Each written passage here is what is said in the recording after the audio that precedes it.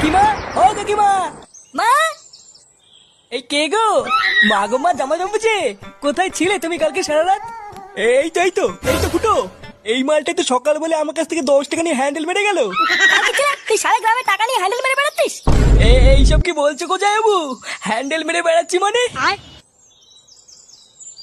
মা গো মা, এটা কে গো জামাইবাবু? আমি তো একে ঠিক চিনতে পারলাম না গো। এ কি ঢ্যামনা হোমো গো ফুটো। সকাল বলে হ্যান্ডেল মেরে গেল, আবার বলে গেল পরের দিন আসবো, আর এখন বলে নাকি চিনতে পারছে না। এই কি হয়েছে রে, এত চেঁচামেচি কিসের? এই দেখো বাবা, আমি তোমাকে বলেছিলাম না হোমচ থেকে বাড়ি থেকে বের করো। আজ ভোরবেলায় পুরো গ্রামে 10 টাকা নিয়ে হ্যান্ডেল মেরে বেরিয়েছে। এইসব কি বলছিস? ফুটো ঠিকই বলছে কাকু।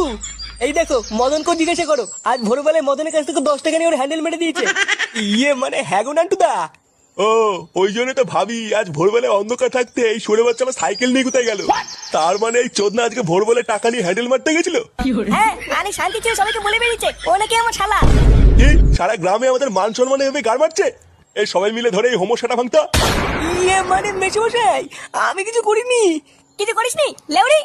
বাঞ্চোদ, আজ তোর এমন সেটা ভাঙবো তুই আর কোনোদিন এই বাড়িতে আসবি না। কি হলো কি বলা? বাঞ্চোদ নাকি? জামাইবাবু,